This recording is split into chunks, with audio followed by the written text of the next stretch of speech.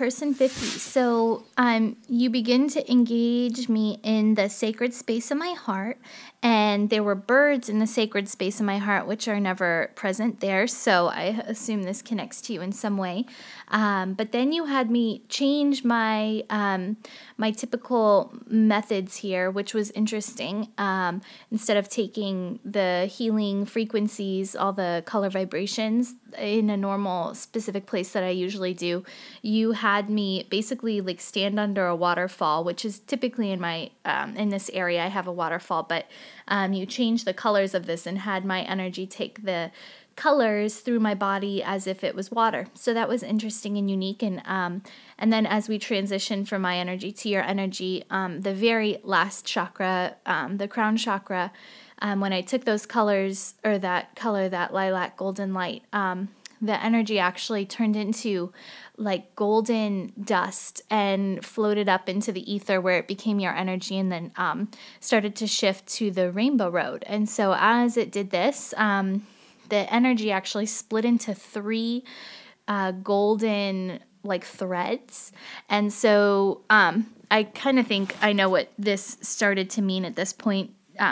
And then it showed me these golden threads kind of on their own, like they were their own entities, but all you, moved to the end of the rainbow road where the next like portal to the next situation would be. And there were actually 3 doors, and these doors were closed doors, and the 3 golden lines of energy actually lined up in front of each door. And so a golden line and then 3 doors. I'm getting that this is possibly like lifeline stuff, or like lesson plan stuff, or what would you call it? Like timeline.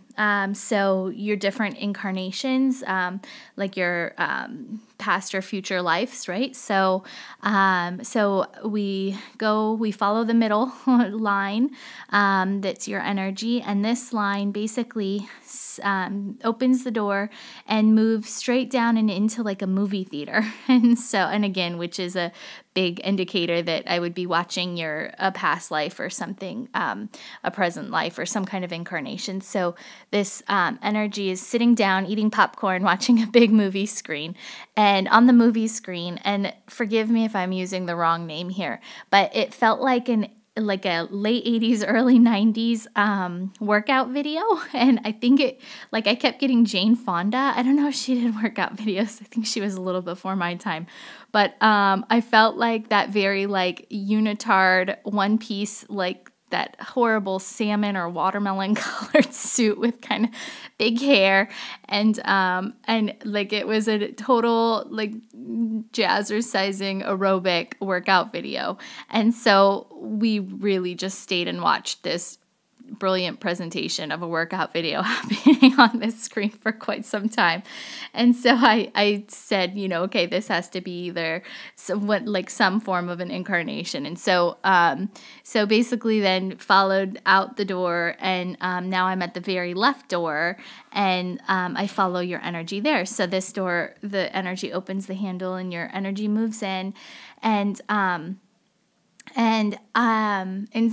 it was instantly, we were on a beach, and I felt as if this was like a surfing beach. Like I actually felt I was the energy of the wave and like that barrel and moving through that. So I felt like this was, I felt it was connected to Hawaii just because of the landscape, and then the surfing, and then I started getting, and please forgive my interpretation of the Hawaiian language, but I know that there's a very powerful prayer there, and I think it's like Ho'oponopono or something. It's like a really powerful prayer in Hawaii. And so I started getting that word in my head.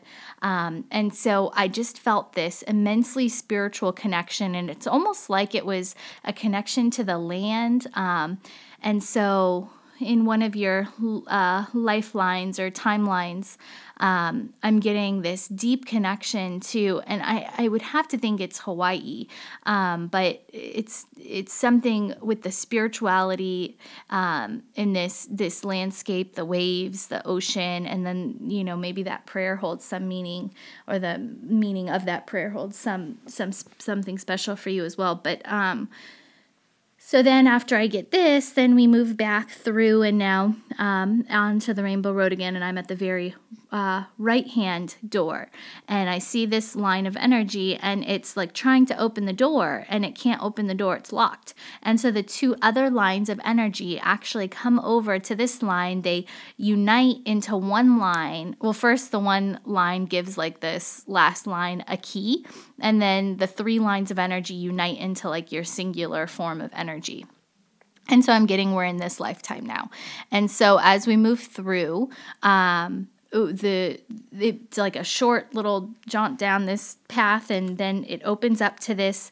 I feel like we're in the side of a mountain, and I can tell it feels like the Swiss Alps, but it's not. But it's like all these mountains covered in snow, and it's like we're in this carved out room on the side of a mountain, and there's this big glass lookout. So anytime I see a big glass lookout, it always represents third eye to me, clarity, clear sight, clear vision, all of this stuff.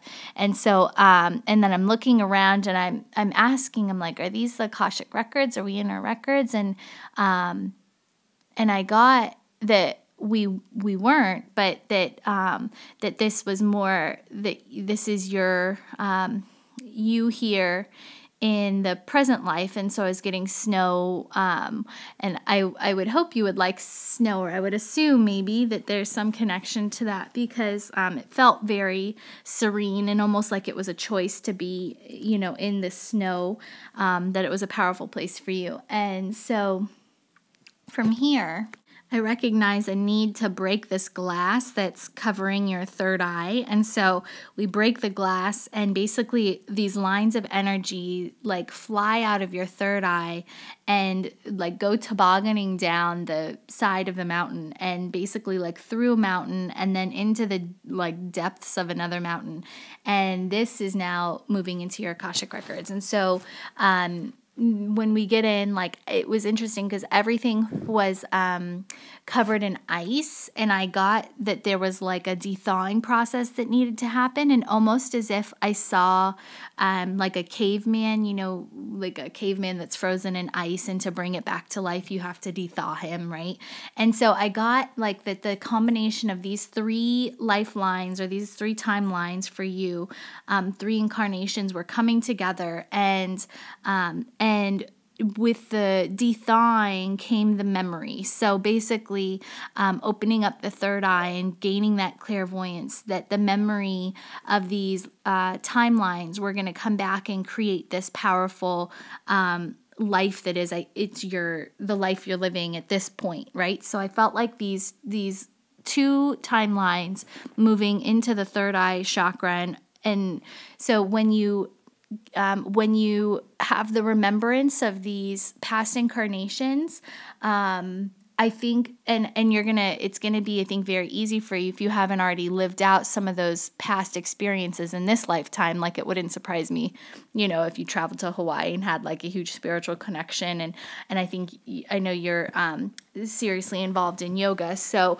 it feels as if probably you've already had these experiences in this lifetime, but it feels like everything from those past incarnations is coming together and creating this ultimate space, that when you gain that clarity and that memory of those past lifelines, and what the serious lesson, or what the divine purpose was, that in this lifetime, it's like this powerful coming together of things that have been learned and gained to create this ultimate experience in this lifetime. And so and you can, or maybe too, it could also be, I get spirituality from the Hawaiian timeline and I get physicality from the aerobic timeline. So the merge of those two, when you look at the chakra column, you have your physical chakras and then you have your spiritual chakras. In the middle lies the heart center. And so it's almost as if you're living out that divine purpose, and you're going to be very divinely aligned to what that highest, most loving purpose is for your soul in this lifetime. And so it's really exciting, and I would encourage you to do some work. If you don't already know, you might have an instant knowing, but on what that Hawaiian spiritual kind of land connection is, and then how that connects in with the that physical connection or the yoga connection, and how the clarity of these two connections is going to be powerful in you teaching your students in this lifetime. With light and love.